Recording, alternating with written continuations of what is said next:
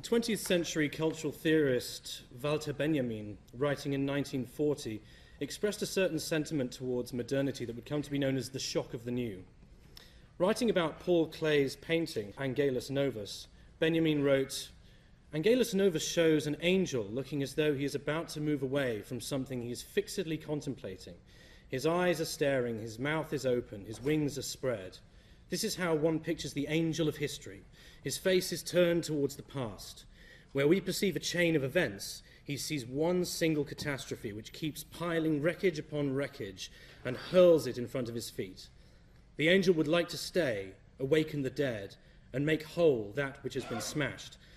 But a storm is blowing from paradise. It has got caught in his wings, and with such violence that the angel can no longer close them, this storm irresistibly propels him into the future to which his back is turned." Benjamin would eventually be forced to flee Nazi-occupied Germany the same year. The historical context of the man's life certainly lends an understanding to the devastation he envisioned in Klee's rather simple painting. My aim here today is not to speak to you about the past or about art, but about the role of technology in society, and to spend a little time discussing what exactly technology is and how it interacts with our culture at present and where it's headed. One of the many ways we'll look at technology is through a loose and often unrelated group of individuals from many backgrounds called Futurists. In the arena of technology, a futurist might be understood best as an individual who extrapolates future possibilities and scenarios based on how technology is actually developing and not simply extrapolating from present-day norms of society and the perceived way things are. We will quickly see what a huge difference this makes. A lot of what you hear today, if you're unfamiliar with the actual state of technology and how it develops, or maybe you're just not used to thinking about it like I was, like I wasn't used to thinking about it, rather, you might feel a little bit like Benjamin's angel of history. You might feel kind of pushed back by it and taken aback by what you hear. And in being one of the early speakers at this event, I wanted to attempt to offer some tools and groundwork for the new ears to help contextualize what is being addressed here, as well as hoping to engage some of the more seasoned followers that I already spotted outside. Ultimately, it is our ability to be open and flexible, not just to new information, but to new ways of thinking, no matter how alien they may seem at the time. This will give us the power to advance in the most rapid and positive way. It may also seem to you, as it did to me, that we simply don't have the means to achieve what we want to. This too is false, and it should become obvious over the course of today's talks just how far behind we are as a society from what we have now as a species, made possible through technological and scientific progress. So what is technology?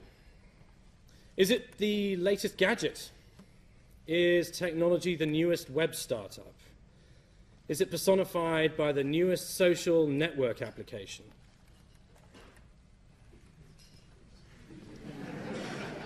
It's my favourite slide, so. Well, those are certainly byproducts of the latest technology, but they're not technology itself. Certainly the question, what is technology, almost feels as vague and infuriating as, why am I here, or what is the meaning of life? This is probably due to the fact that the average citizen, such as myself, has never really needed to define the word technology in any precise sense. Just as with the word life, it is simply an ever-present term in our lives, nebulous, used in many forms and in many contexts, so that a direct explanation of its meaning isn't deemed necessary. A shared understanding is simply accepted and assumed, even if, in fact, when asked, many of us would disagree about what our internal definition of technology is, or even struggle to find a definition at all. This lack of an objective explanation about what technology is, and the misunderstandings that arise from it, are having a huge negative impact upon our culture and our ability to progress as a global society. So let's define and contextualize what technology actually is. In attempting this, it's helpful to look at the works of Ray Kurzweil, one of today's most important futurists, who has spent more than 3 decades studying the overall patterns of human innovation, as well as being the inventor of the first text-to-speech device for the blind and many other things. Looking back through the evolutionary process on our planet, very specific patterns of development can be seen, and not just in the development of what we term nature. This slide shows the advancement of various key events within prehistory to modern history. Starting at the top left, that's life beginning at all on this planet. Nature's evolution of RNA and then ultimately of DNA took billions of years. That takes you to the second point on that graph. The Cambrian explosion followed this, and essentially this was a period where there was a relatively rapid expansion and appearance over a period of tens of millions of years of most major groups of complex animals beginning around 530 million years ago. This was accompanied by a major diversification of other organisms, including animals and phytoplankton. Before about 580 million years ago, most organisms were simple, composed of individual cells, occasionally organized into colonies. Over the following 70 to 80 million years, the rate of evolution accelerated, and the diversity of life began to resemble today's. This accelerated rate of diversification was enabled by the fact that each step forward used the existing evolved tools, such as DNA in this case, which allowed the body plans of many diverse animals to be accelerated by 200 times that of the evolution of DNA itself. Homo sapiens was essentially the first technology-creating species which combined cognitive functions with an opposable appendage. It's interesting that that's actually a sign of positivity, isn't it? Because it's essentially the reason why we're even here. And it took several 100,000 years by comparison with the previous stage. The shift from primates to Homo sapiens also required fewer refinements than the diverse body plans seen in the Cambrian explosion. The joint on the thumb was moved about an inch, leading to a firmer grip, and our skulls grew larger at the expense of a weaker jaw. If you think about it, it makes sense. As the first and only species on this planet with access to the kinds of cognitive functions that we have, our jaws can be weaker than those of primates as we develop the tools to crack nuts and manipulate food, and we don't need to bite to defend ourselves, at least not as much. The first step in our technological evolution as a species, which included stone tools, fire, and the wheel, and so on, lasted about 10,000 years. Compare that with the evolutionary time of DNA creation, or even the Cambrian explosions. We're into the tens of thousands of years now, rather than millions or billions. You'll also notice that we're already halfway through Kurzweil's graph, which is there. I'll make it a little bit bigger for you. There you go. Our existing technologies then became the enablers of more advanced technologies: manipulation of metals, rudimentary construction, and archiving technologies such as books, which stored, and still do store to some extent, the instructions for our technologies to be passed on for use by each new generation and built upon. The printing press took only a century to be adopted. Mobile phones took around 7 years to be adopted on a worldwide level by comparison. That excludes the hilarious bricks that only 3 people had in the 1970s. In terms of mass adoption, it was about 7 years. And within the recent 100 years or so, our computers have now reached a staggering rate of development. We double the price, performance, capacity, and speed of our computers every 15 to 18 months. And they are adopted on a constant level in everyday hardware. This rate is exponential, and the exponential rate of acceleration again relies on the current state of technology to produce the next stage. To understand this cumulative rate of development, I'm going to show you this data on Kurzweil's graph in a linear format. See, this graph is logarithmic, right? So that means, and I'm not a maths major, or whatever you call it, essentially, rather than being a linear projection, like 1, 2, 3, 4, 5, as it goes along the graph, we're actually jumping up in factors of 10. We're actually jumping down if you go from the left to the right. So the space of time between 10 to the power of 10 and 10 to the power of 9, and, for example, 10 to the power of 2 to 10 to the power of 1, the first one is 9 billion years, that section of the graph, whereas the last step on there is only 100 years. So it gives you an idea that it's got that kind of element to it. So looking at this development in a linear fashion does make it look like nothing much has happened until the last 100 years. Show this to people who tell you that scientific and technological advances are mostly luck or by chance or serendipitous. It just simply isn't. It's the result, that's the result of a linear fashion that we experience in the short life terms that we have. We think they move fairly slowly.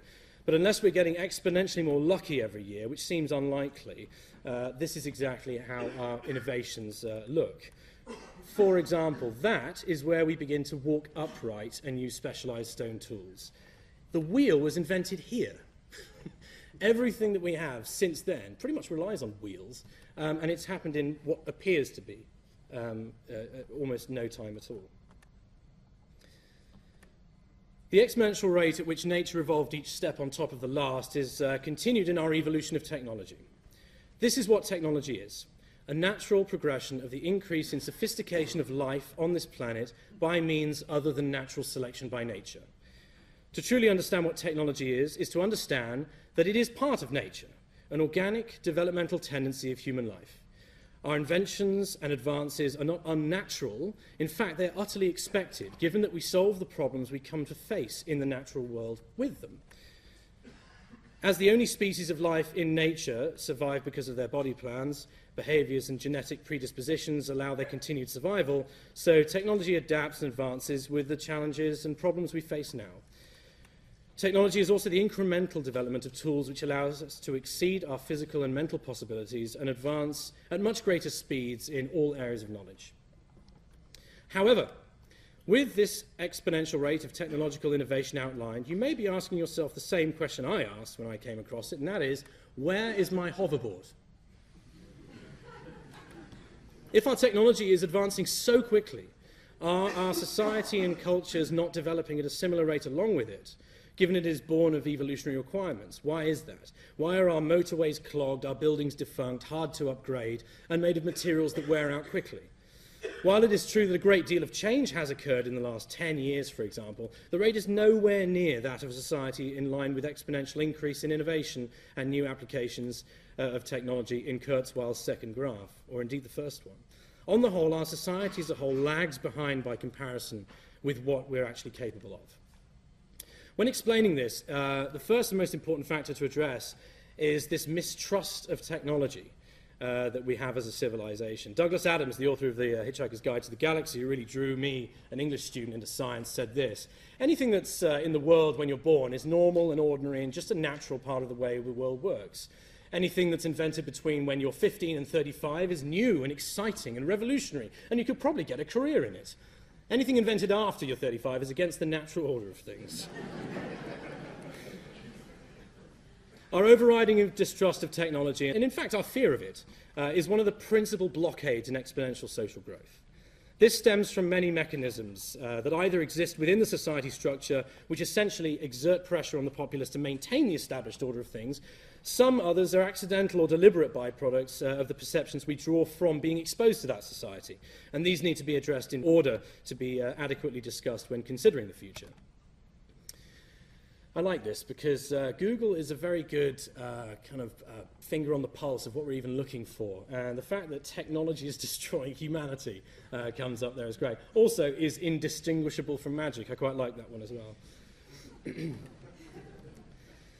The most understandable reason for technophobia lies in the existence of something Simon mentioned called technological unemployment. Machines have, since the agricultural revolution, rapidly and methodically replaced human labour force in certain areas, and increasingly in more and more areas of society. Keynes said it best. He said, "We're being afflicted with a new disease, of which some readers have not yet heard the name, but of which they will hear a great deal in the years to come, namely technological unemployment." This means unemployment due to our discovery of means of economising the use of labour, outrunning the pace at which we can find new uses for labour. If you look at the US historical labour statistics by sector, it shows the pattern of machine automation replacing human labour definitively. In the agricultural sector, almost all traditional workflow is now done by machine. For example, in 1949, machines did 6% of the cotton harvesting in the South. By 1972, 100% of the cotton harvesting was done by machines. In 1860, 60% of America worked in agriculture, while today it's less than 3%. And when automation fully hit the US manufacturing sector in the 1950s, 1.6 million blue-collar jobs were lost in 9 years. That sounds like a lot, doesn't it? Just remember that's 9 years and 1.6 million. In 1950, 33% of US workers worked in manufacturing, while by 2002, there was only 10%. The US steel industry from 1982 to 2002 increased production from 75 million tons to 120 million tons, while steel workers employed actually went from 289,000 to 74,000. In 2003, a study was done by the world's largest 20 economies, ranging from the period of 1995 to 2002, finding that 31 million manufacturing jobs were lost, while production rose by 30%.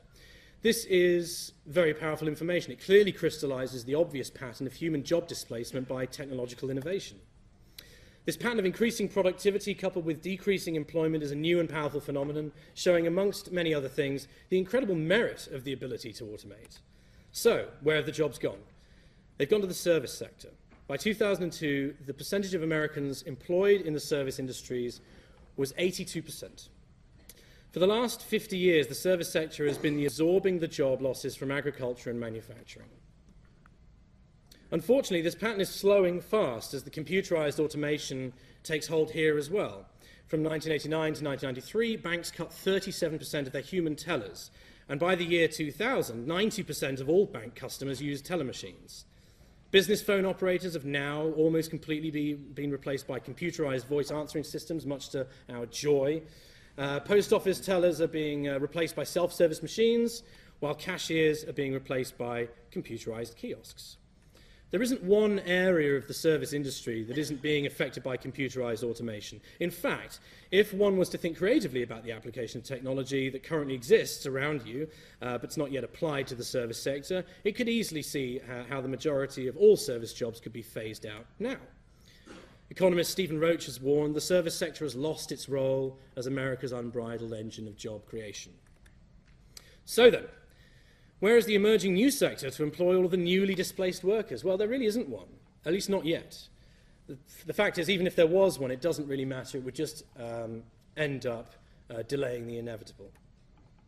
From the elevator man to human phone operators, almost all once existing agricultural positions, right through to the near full automation of the manufacturing of cars, a big issue in this country specifically. Technological unemployment has become a major part of modern life. And while we are based in a monetary system that rewards labour with financial stability, it will be a growing main vein of distrust and mistrust and resentment in machines and automation, the very tools that we originally designed to make our lives more productive and less tedious. Take a trip on the Docklands Light Railway one day in southeast London. The driver of the train is likely to walk past you during the trip. I don't know if anyone's done this. They actually do that. It's an automated network of trains guided by sensors and central management. Counterintuitively, this is actually safer than human drivers. Given GPS technology and guidance systems sophisticated enough to fly missiles to within a foot of a desired target, it's amazing how many drivers of anything we have anymore. In fact, I was on the DLR about 2 months ago, and this guy walked past me, and I guessed he was the driver. And I said, "Are you the driver?" He said, yeah, absolutely. And he looked a bit worried. And I said, well, you know, I'd heard about that. I just wondered whether it was true or not. And he said, well, you know, you don't seem upset, and that's a good thing, because about 2 weeks ago, there was a woman on the train who realised that there was no driver sitting up front, and she burst into tears and became uncontrollable and hysterical. And we had to get a guy from central office to come down and be the driver, to just sit there.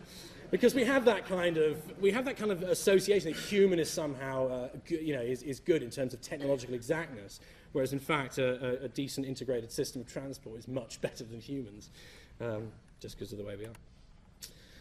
But machines not only take our jobs, they seem to take our lives too. Today, war and instability around the world is becoming ever more high-tech. The ever-decreasing numbers of soldiers on the ground are being replaced with an increase in automated warfare. Missiles and smart bombs seem to take on a life of their own. Automated robots, designed to identify and kill humans, can now operate autonomously. Biological and chemical warfare has made it possible for even more worse horrors in this world and has generated a fear and physical danger to technological developments. And this has meant that there now exists the kind of misapplied technology that could see to it that the next world war would be the human race's final act. This is now relayed by embedded journalists through multimedia systems to our living rooms, all thanks to technology. Misapplied. Computer games that reenact war scenes are ever more sophisticated. Unmanned drones even bring that remote-controlled virtual reality aspect back into real war games, enabling murder from afar. No wonder we don't trust technology. This is how we presently use it on each other. The second mechanism as to why we lag far behind in what is technologically possible, and this also relates to the monetary system as technological unemployment rises, is the need for cyclical consumption.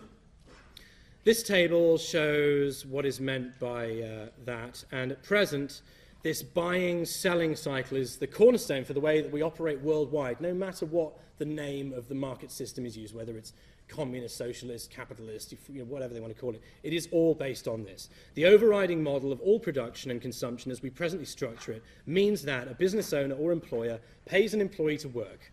That work means the creation of a product or service that can then be sold to the consumer at a profit. The money from this transaction then theoretically goes back to the employer. They, of course, cross You can have employers that, have employees, and then someone, the money will go to somebody else or some other thing will happen. But essentially that cycle remains. It just happens to be parallel. Of course, this buying and selling cycle presupposes the consistent need to purchase any good or service on a regular basis in order to keep the structure from breaking down.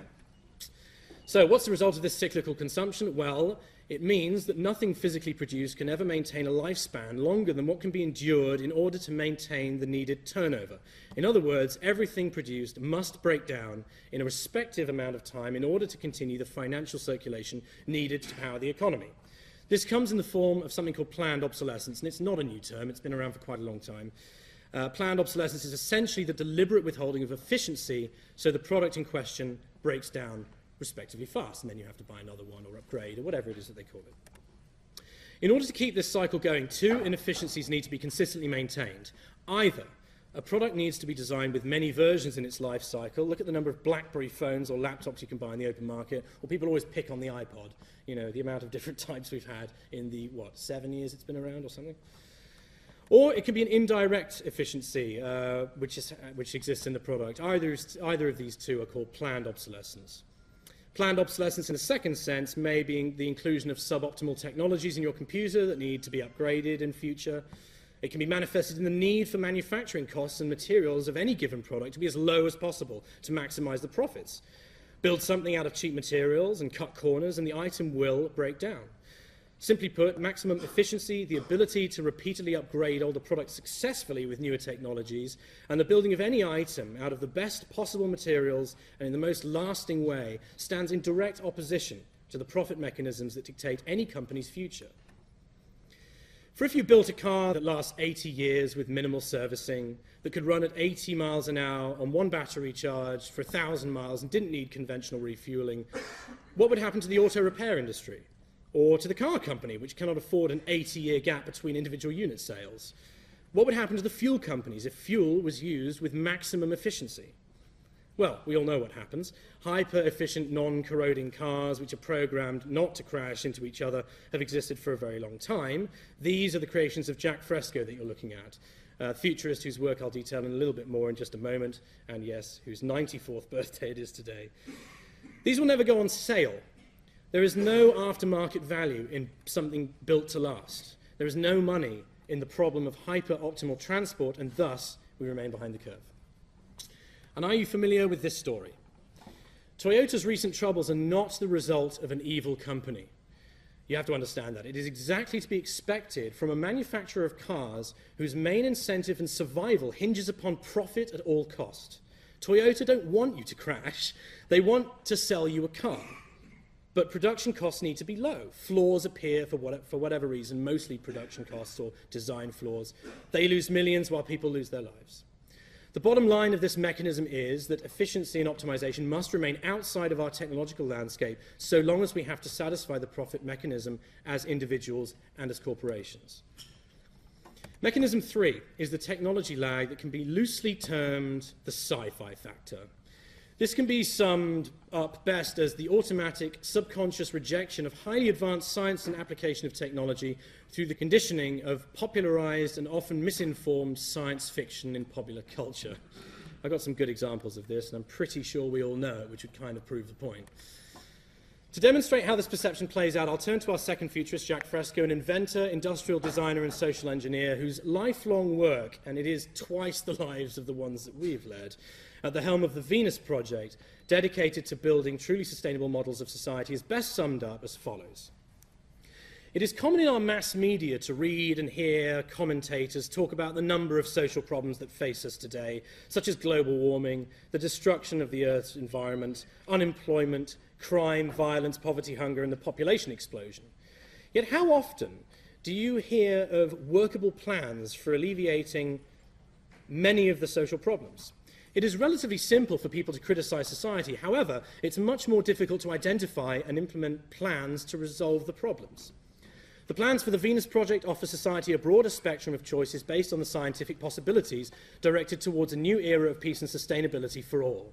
Through the implementation of a resource-based economy and a multitude of innovative and environmentally friendly technologies directly applied to the social system, The Venus Project proposals will dramatically reduce crime, poverty, hunger, homelessness, and many other pressuring problems that are common throughout the world today.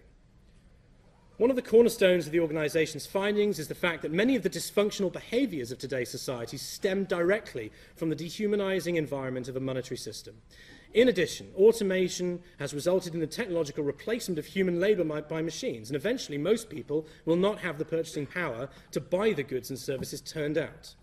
The Venus Project proposes a social system in which automation and technology would be intelligently integrated into an overall social design where the primary function would be to maximize the quality of life rather than profits. This project also introduces a set of workable and practical values. This is in perfect accord with the spiritual aspects and ideals found in most religions throughout the world. What sets the Venus Project apart, however, is that it proposes to translate these ideals into a working reality. In other words, we call for a cybernated society. That's the quickest way of saying it. Now, before we take a look at what Fresco's vision actually is, let me ask you, what did you immediately think of when you saw and heard this phrase, we believe, or we call for a cybernated society? Did you, like me when I first heard it, think of this? Or perhaps this? Hands up if you thought of this. Big fan of The Matrix, Will. The word cybernated sounds inherently dangerous, doesn't it? Why is that? What you've just experienced is called a cultural filter. The constant association of the word cybernation or cybernated with Hollywood-styled murder machines out to kill humans for no other reason than global dominance is so heavily ingrained in our heads that the word cybernation even sounds negative when not even surrounded by a context. This is an emotional response with no basis in reality. In fact, there is no such thing as a malevolent machine, only malevolent applications of technology, with the arms companies of this world already doing that. The idea of innate mechanized evil is a huge misunderstanding by almost everyone alive today, because we have all been subjected to the brainwashing by various sources, mostly Hollywood, but we all do it in some way. A hammer is not a negative technology unless it's used deliberately to inflict harm. The same is true of a robot. Being essentially a technological extension of ourselves, sometimes made in our own image, although sometimes not, for reasons of the efficient design to which the task it's been matched to, robots will do what they're designed to do. Naturally, as mentioned briefly before, robots used in war will kill humans, but that's the application of technology for negative ends. But it is obeying humans when it does that. However, it is up to us to push for positive applications for robotics and technology for the betterment of society. And just to make it clear how ridiculously fictional this kind of sci-fi effect is, consider this and realize that a truly optimal killing machine would definitely not look like a human. Because it's quicker to move on wheels. What exactly do we mean by a cybernated society then? Fresco himself gives a decent example. In the early days of airline flight, when requesting his position in the sky, the pilot would guess, looking out the window and saying, "Oh, I'm about a mile high." These days, such behavior on the part of the pilot would be utterly unacceptable and probably terrifying. With the introduction of Doppler radar and automated communication systems, we know to within a few inches how high a plane is and don't even have to manually request it from the pilots. That is the kind of cybernation we call for, applied, widespread to all facets of society. Here's another example. Once there was the elevator man. We've mentioned him briefly already. The elevator man's job was to open and close the elevator doors, direct the elevator to the correct floor, up or down as well, and to stop the elevator at the right level to match the lip of the floor so you don't trip when you fall out, when you walk out rather. These days, practically every lift in the world is automatic, visiting the right floors in the right order, opening the doors automatically and matching the floor level exactly.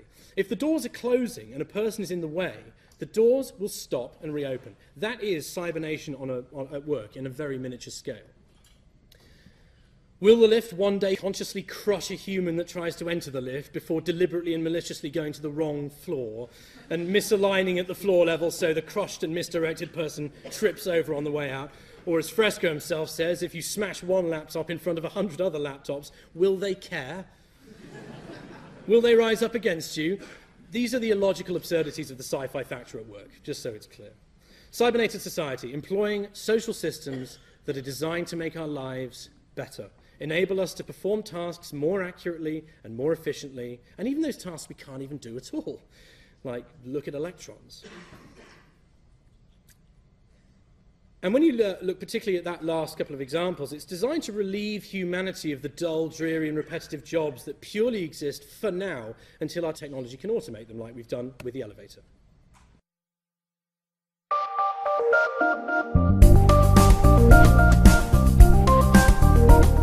A society without a vision of what the future can be is bound to repeat past errors over and over again. This brief video will outline a vision designed to avoid old mistakes. This vision of efficiency, sustainability, and intelligent planning can lead us into a world of unlimited human potential.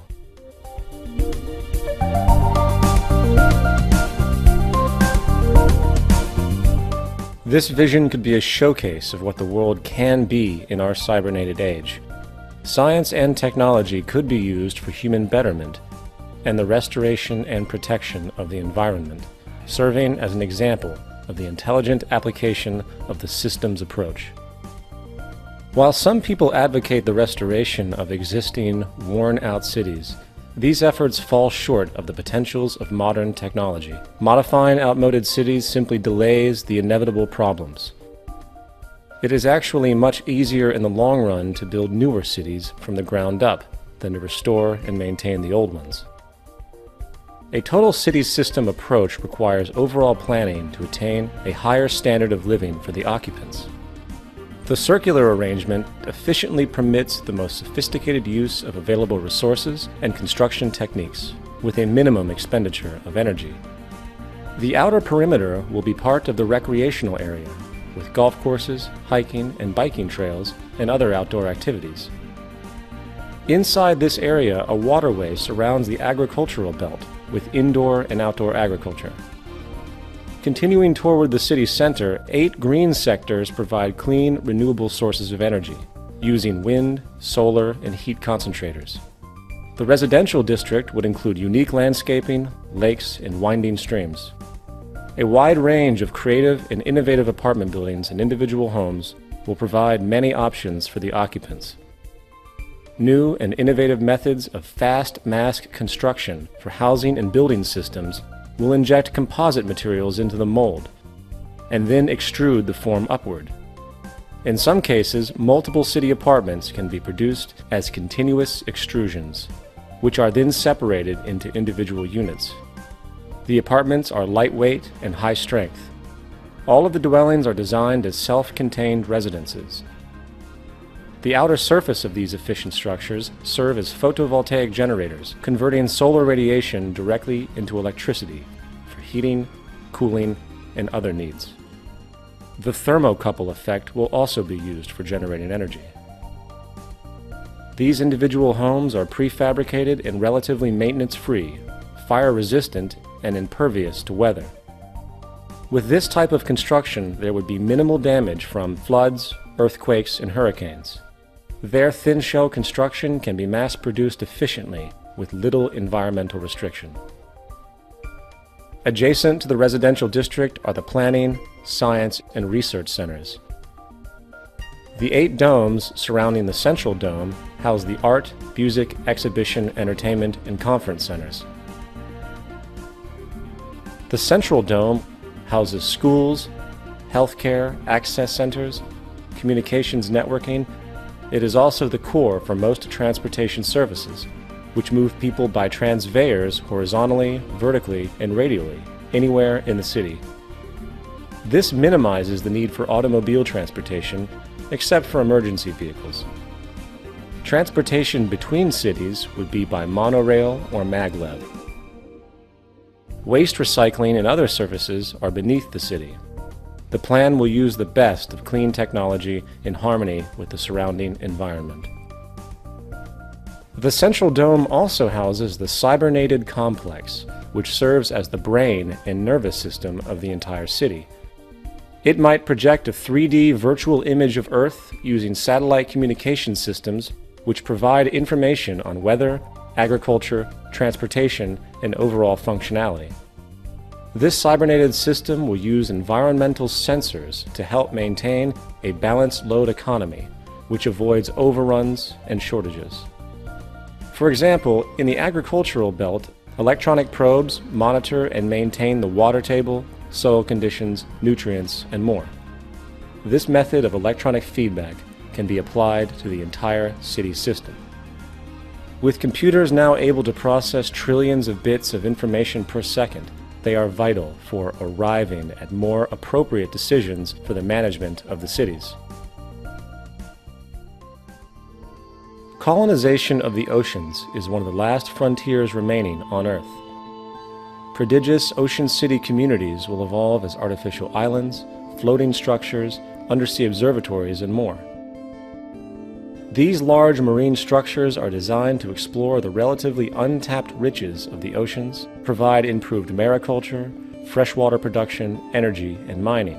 They could also provide almost unlimited riches in pharmaceuticals, chemicals, fertilizers, minerals, and other energies. Ocean cities would be resistant to earthquakes and greatly relieve land-based population pressures. Unsinkable floating sea domes will provide for those who prefer unique offshore or island living. In the event of inclement weather, they could easily be towed ashore, mounted, and anchored to elevated support structures. Mariculture and sea farming systems are used to cultivate and raise fish and other forms of marine life to help meet nutritional needs. These marine enclosures are designed as non-contaminating integral parts of the ocean system. A sustainable environment can be achieved through the infusion of technology and cybernetics applied with human and environmental concern to secure, protect, and encourage a more humane future. In the final analysis, we are one people and we share one planet.